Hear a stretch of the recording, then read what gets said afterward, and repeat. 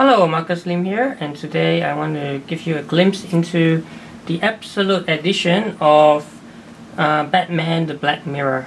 Now here's the cover, right, with the very gruesome image of the Joker, and yeah, you can see absolute Batman the Black Mirror.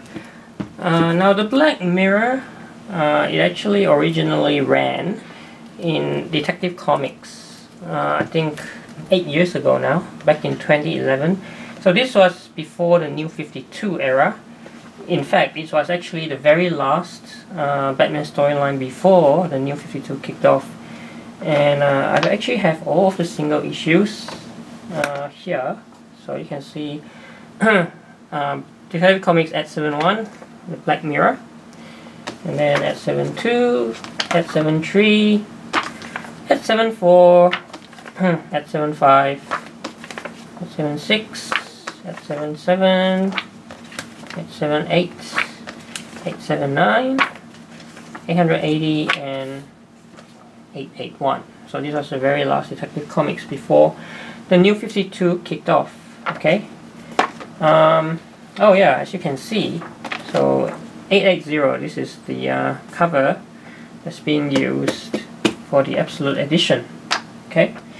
And among other things, right, so Black Mirror, it marks the Scott Snyder, right, he's launched him into comic superstardom, as you can see here. Scott Snyder launches into comic superstardom with his debut work on The Dark Knight. Okay, and yeah, this Black Mirror definitely has been critically acclaimed. You can see from some of these quotes over here. For instance, from IGN, one of the greatest Batman epics I've ever read. So indeed, right, this is one of the greatest crime epics in the Dark Knight mythos. Okay, so let's have a look at the Absolute Edition.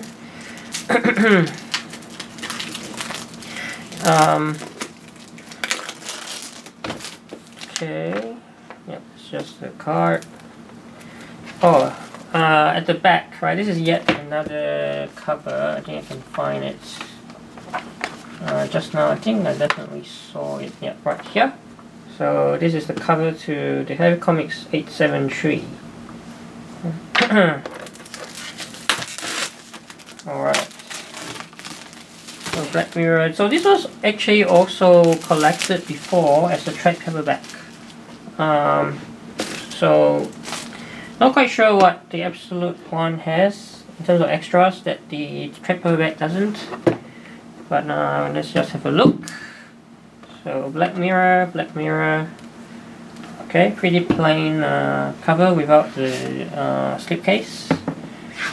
Okay, Absolute Batman, the Black Mirror, Scott Snyder, and the arts by Jock and Francesco. So they're kind of like alternate between them.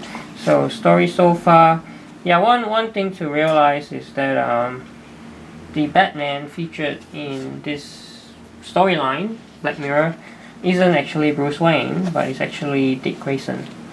Alright. Oh, so you can see so all the covers are actually also collected.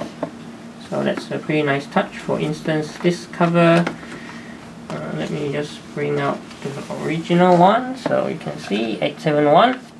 Okay. Alright. And it's just pretty much just reprinting all 11 issues, right, from the Black Mirror storyline. So one of the things that I really remember from this is how, in Scott Snyder's hands, Gotham City really becomes a living, breathing kind of organism that kind of, breeds all the criminals and kind of like a living embodiment of the dark side of human nature. And the villain, the real villain, turned out to be quite a surprise and kind of terrifying in some sense, because it hits so close to home. especially to James Gordon. So I won't spoil it too much, you know, if you haven't actually read this yet. But yeah, definitely do check it out. It's one of the great epics in Batman, the Batman mythos. Alright, here's the cover to 880. Alright. And I mean, I'm just gonna fast forward to the end here. So here's some sketches and designs. And yeah, I think all of these extras are actually also in the trade paperback collection that I mentioned. But just in a kind of like more oversized format. So, you know, that's okay. Actually, maybe this is new. This might be new. This part.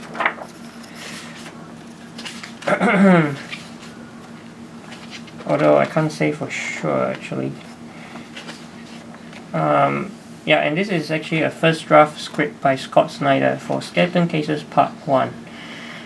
Okay. So yeah, pretty cool.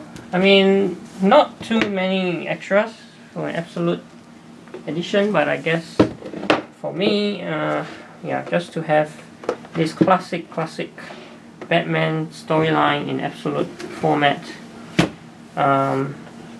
Yeah, something, because yeah, this is definitely a, you know, very memorable storyline. Yeah, goes way back, even before the New 52. But still, you know, 8 years later, I think it's definitely destined to be a classic in years to come. Some even say that it's so good that it can be regarded as like a spiritual successor to Frank Miller's Batman Year One. So that's high praise indeed. So if you haven't yet had a chance to experience Batman Black Mirror, yeah, this is, you know, a good one to get the absolute edition. So thank you for watching this video, and I will see you next time.